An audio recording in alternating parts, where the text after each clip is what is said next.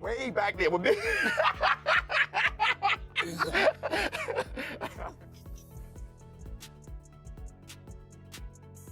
If he's doing that to you, right? Come January 31st. He's gonna do the tactics that he's been doing. So he may do some weird kind of. Will it bother me? No, but what I really do want, I want the judges to pay attention to the actual who's landing what, instead of paying attention to this, all that. Right? Now that was good to say because he started doing that after the uppercut. Yeah.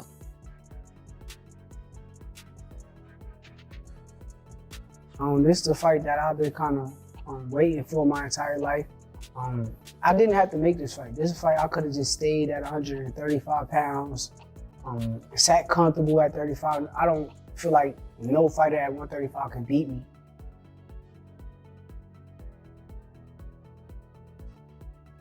Why was this the right fight for you, Teo? The best fighting the best. And I think that since, after a tremendous performance by Crawford against Canelo, you see that type of fight and the magnitude it brings, you want to emulate. Shakur Stevenson reacted to Teofimo Lopez's latest training clips, noting that while Lopez moved a lot in the ring, Stevenson wants the judges to focus on who's actually landing the clean, effective shots, not get fooled by all the extra movement. I really do want the judges to pay attention to the actual who's landing what, instead of paying attention to this, all that. Right? Now that was good to say because he started doing that after the uppercut. Yeah. That I missed, and all I saw was the dancing. Yeah. And you know what I feel?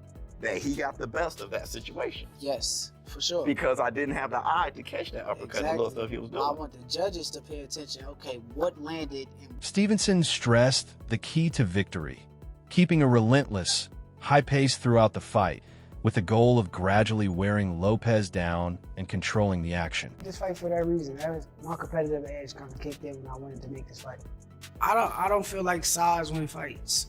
I didn't cherry pick. I didn't say, I want to go to 140 and I want to fight a guy that's a tune-up fight or somebody that's going to get me ready for this challenge.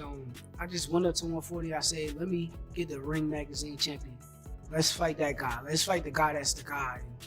All that more pressure stuff don't mean nothing. As long as I'm locked in and I'm focused on what I'm supposed to be doing, nothing else matters around me. That 4-weight world champion, it means everything to me. That's me separating myself. A lot of these guys that they claim is the guys nowadays, none of them can say that they are a 4-weight world champion.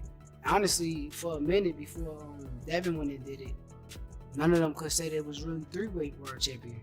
So now for me to go to the 4th and the next level is a different type of thing. And a lot of people gotta respect me because at the end of the day, if they don't respect me, they don't got no choice but to.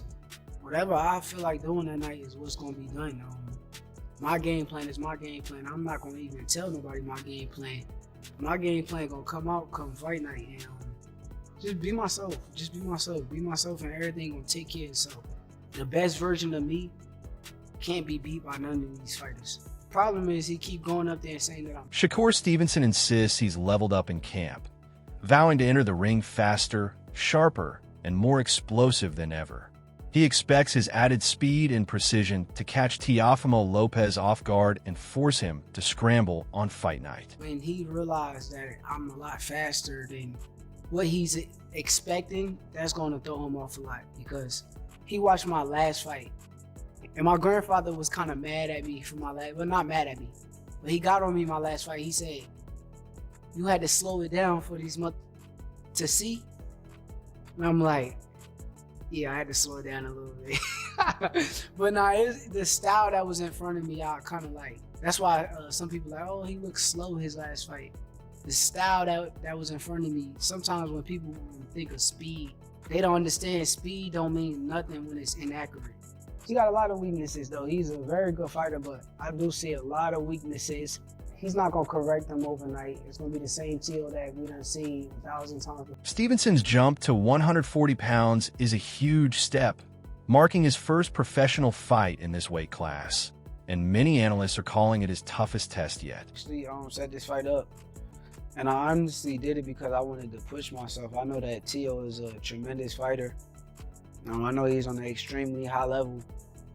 And I feel like, well, I know that I can beat him, but I know that this should be a tough test, so I'm ready. Who were some of the other options you had? Lamar Roach. That would have been a real good fight, man. But I mean, Teo, he's a bigger name, though, so I see why you went with him.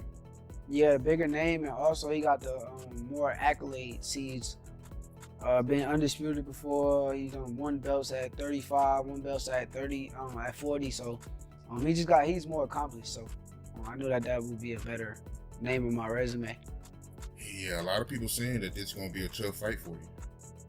I mean, they absolutely right to have their opinion. I already know this guy's good. I done came up in the amateurs with him. I chose this. Lopez questions Stevenson's punching power at 140 pounds, but admits he's technically brilliant.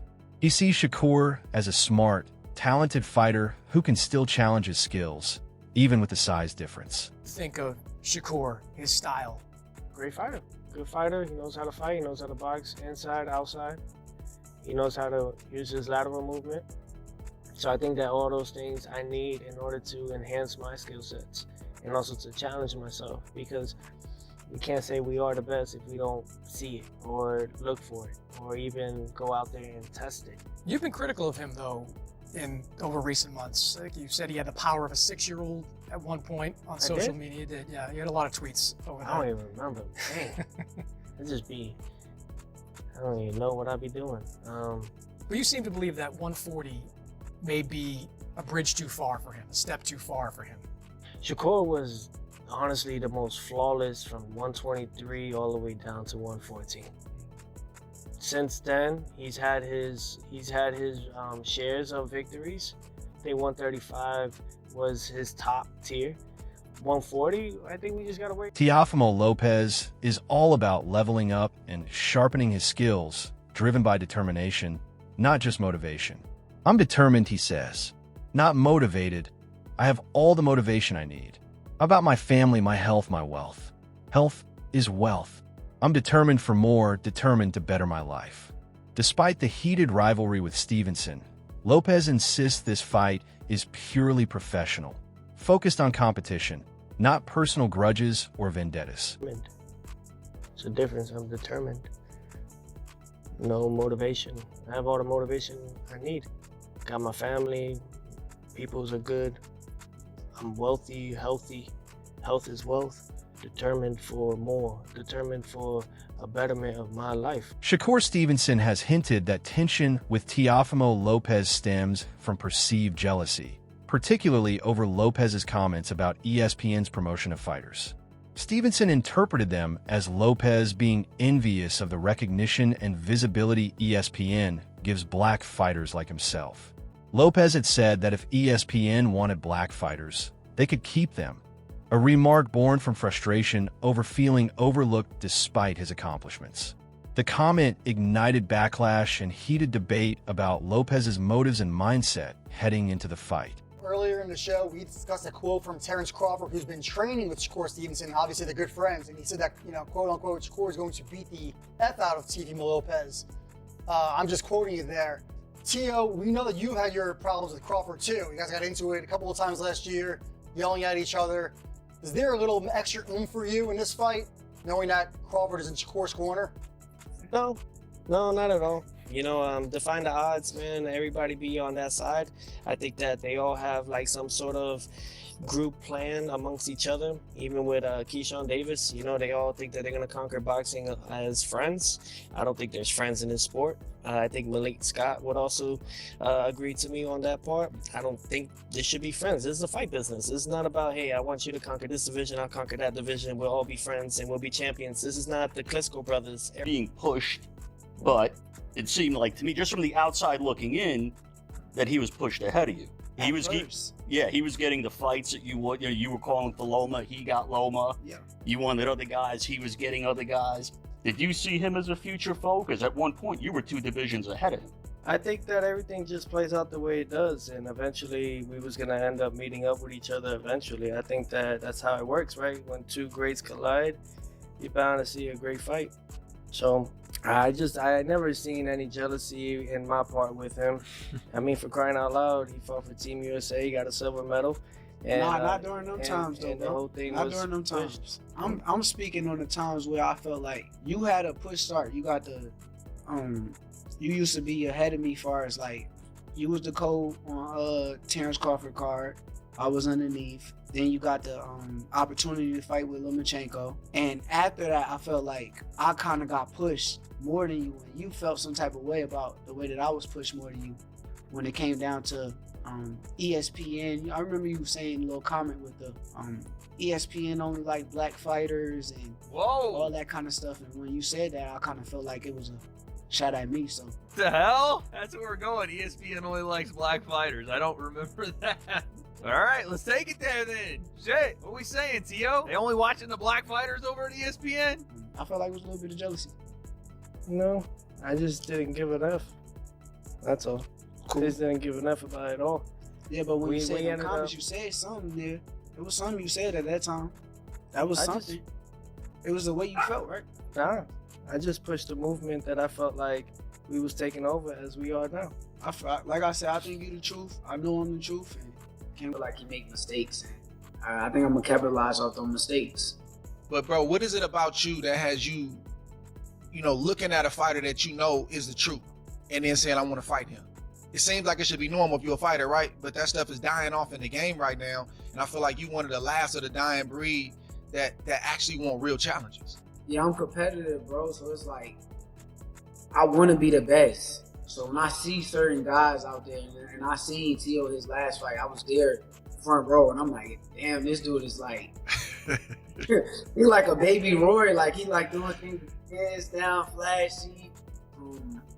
And I thought it was cool. So it kind of made me want to get in a ring with him and see if he could do them things against my style. Your last fight was against William Zepeda in July, and you fought a totally different way. It wasn't the easiest way or the best division at that time and then the one above you, but it sent a message to the fans. But I think it also did something for you to prove to yourself that, man, listen, that wasn't like my best performance, but I showed you I can get it out the mud. What did that performance kind of do for you now that you look back at it?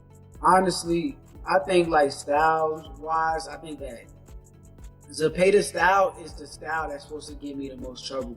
Like guys that box and give me time to think is the guys that's gonna have a fit with me all night. But the guys who press me and put me in different ropes and throw a million punches, that's the style that's supposed to give me trouble. So I went out there and I prevailed against that style, and now I'm fighting against a boxer, which for me it just makes it more fun. I don't have to deal with a guy that's trying to like wear me down so much. Right. So now I gotta play chess. I gotta do what I do best, play chess. So it's a great fight.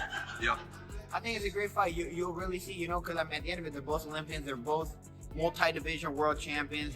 Tio is an incredible fighter. Shakur is an incredible fighter.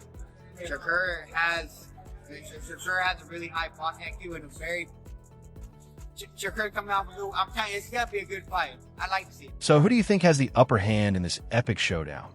Lopez or Stevenson? Drop your predictions and tell us how you see this fight going down in the comments.